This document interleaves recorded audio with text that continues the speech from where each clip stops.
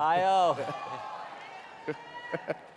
Are those Buckeyes? What is that? Imagine that, some Buckeyes. Hey, Jeff, how are you? So I think the word... You've been on a pretty good show, by the way. Okay. The whole thing is amazing. It's okay? Yeah, it's pretty We've good. We've come a long way, baby, haven't we? Well, I've been to a lot of them, and they're all good, but this is really good.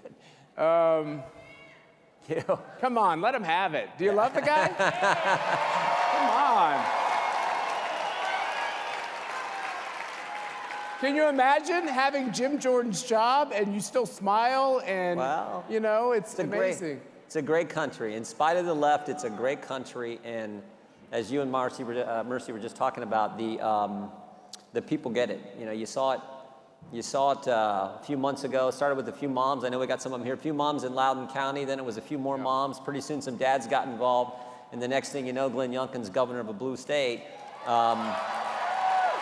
And then never forget, 2 weeks after that, you had 12 jurors in a courtroom in Kenosha with the mob outside who did the right thing, followed the facts, followed the truth, followed due process. And I think it's building. It's, you know, north of our border, it's truckers and standing for freedom, and you can feel it happening in our great country. You can. I have to admit, since the last election, I had some times when I thought, you know, maybe America will be ended. Maybe it's coming home to a bad conclusion. And I felt pessimistic at times. It's funny, after that Kenosha result, after what happened in Virginia, I mean, think about this. It's tough to be a politician. Can you imagine being a politician in San Francisco and being too radical for the school board? Yep, exactly. I mean, that's kind of insane. That's a tough badge to have. How do you feel? Do you feel like we're going to turn this thing around? I do. Someone said this, and I think it's accurate. There's potential this year for a kind of a total realignment of the parties. It seems to me the Democrat Party is now the party of the super mega wealthy who live on the coast and people who don't work, and we're the party of everybody else. And that is a good place to be. And that phenomena really started with President Trump fighting for middle-class, working-class people and putting America first and making America great again and just standing up for the people who actually make the country work. And so I think you're seeing that kind of realignment. We're the party of people who work, they're the party of people who don't, or who are the ones on the coast who have all the, you know, the so-called elite. I really like the way it's shaping up, and you know, we never want to get overconfident. We got almost 8 months until the election, so we got to campaign hard, but always be confident, never be overconfident. That's where I think we need to be, and I think the country has figured out that the Biden administration can't do anything right. And I don't like to say that because you want to cheer for your country, but that's just unfortunately where we're at. So I'm thinking there's going to be a big change come this midterm election. I always, as the news media, or at least most of it, the bad part of it, tells us that things have gotten back to normal in Washington and the country's in this, you know, better place because we've all unified. I don't know if you know this, Jim. We're unified now. Has this really work around the clock commander-in-chief? Has he called you recently to ask you about? No, he hasn't. Yeah. So that doesn't happen?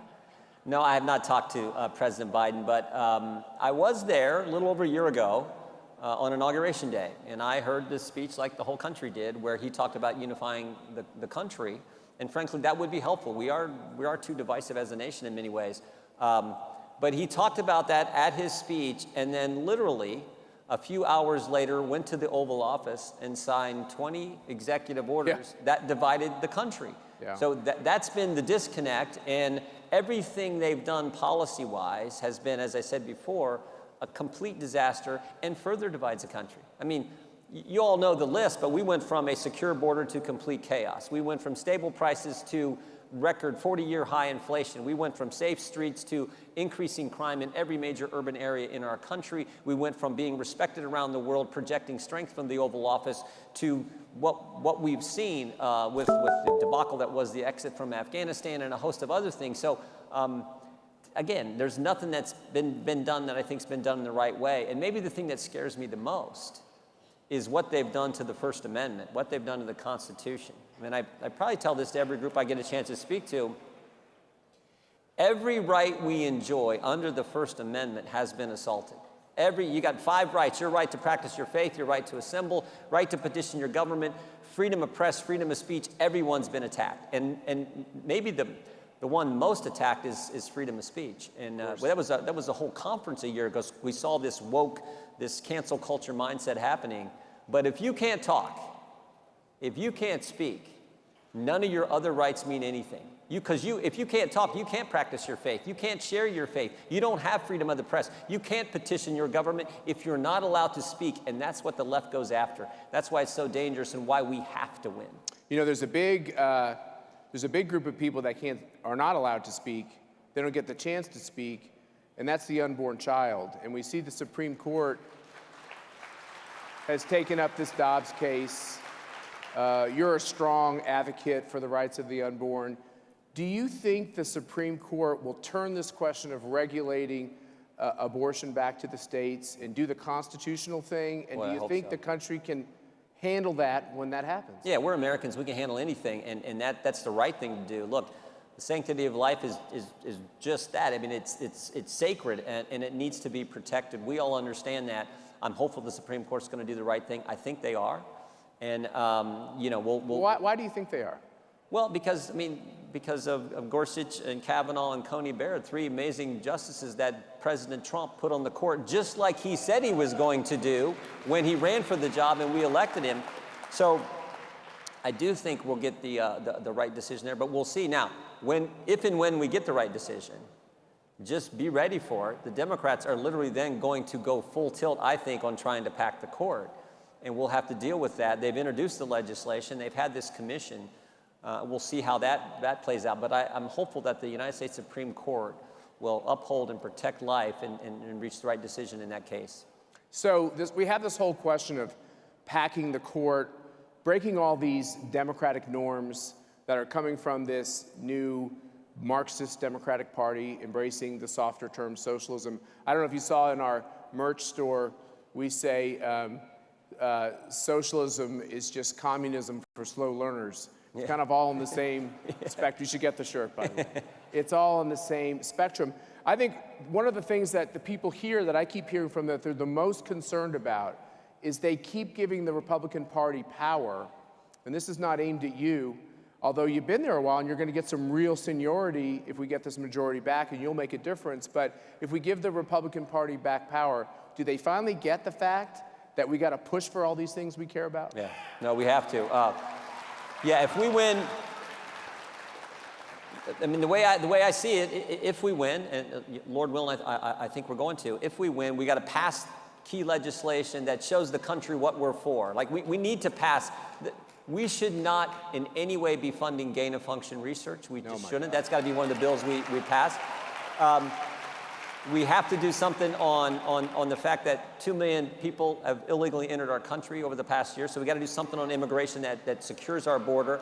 And then we also have to pass something on the attack from big tech, the censorship and attack on conservatives from big tech, namely the Section 230, taking away the liability protection. But remember, Joe Biden will still be president. So those pieces of legislation aren't going to become law, but we should pass them anyway, show the country what we're for, and begin to frame up the 2024 race when I believe President Trump is going to run again. And do you have any inside knowledge? No. There's a guy speaking tonight who may have some inside knowledge. Yeah. You never know. But I think he is. I want him to, and I think if he runs, he's going to win. And then whoever the Democrats put up. But you help frame up the 2024 race. And then in addition to that, we need to do the investigation. Part of our constitutional duty is oversight. We need to do the investigations, not because we're the legislative branch.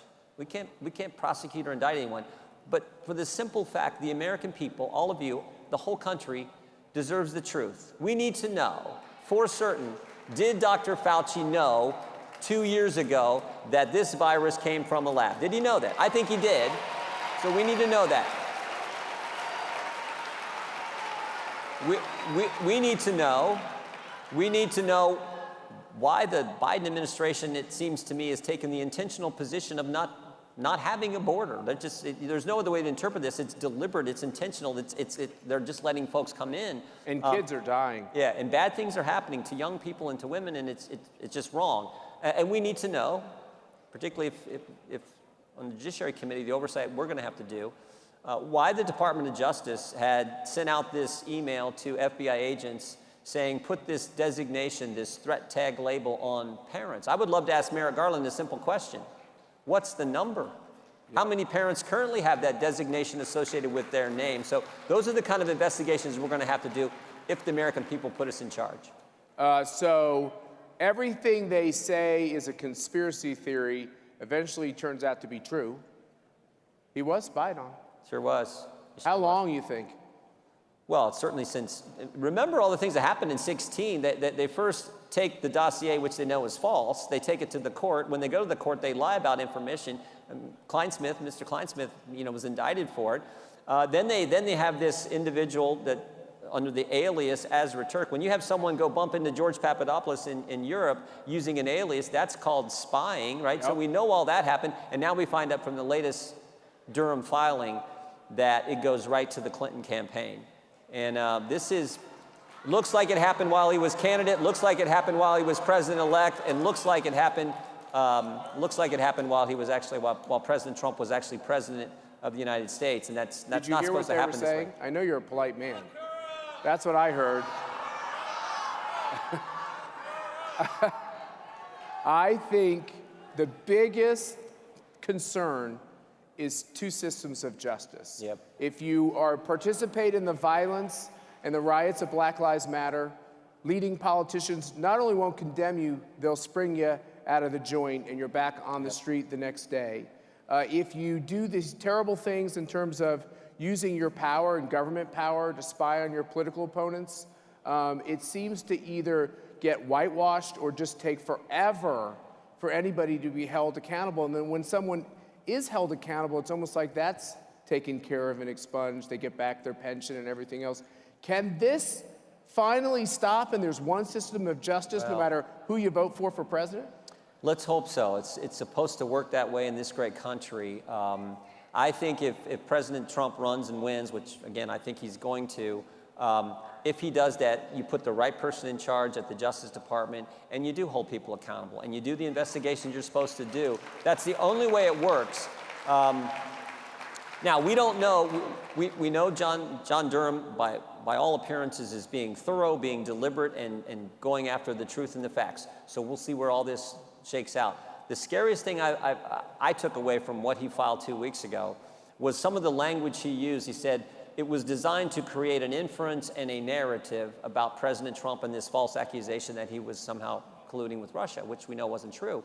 But think of that terminology, inference and create a narrative.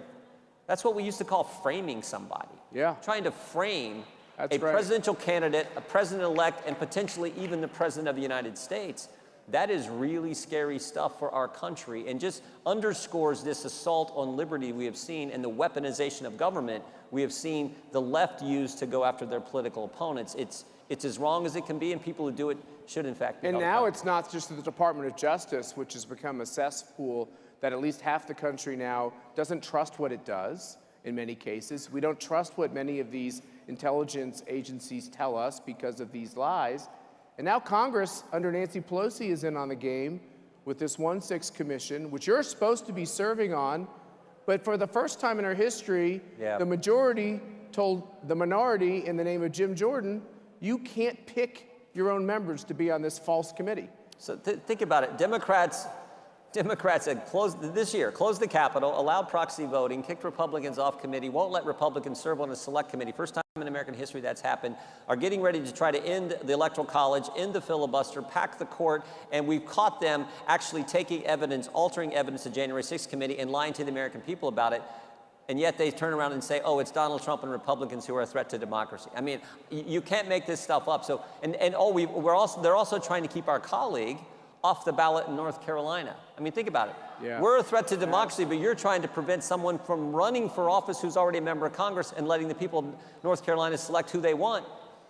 That's scary, but this is today's Democrat Party, completely controlled by the left. And it just underscores why we have to win, why it's so important. We all work hard, go out and campaign not overconfidently, but confidently, and win this midterm election. All right, Jim Jordan, we love you for everything we do. Keep up the great work. Thank you. Thank you, sir. Thank you, brother.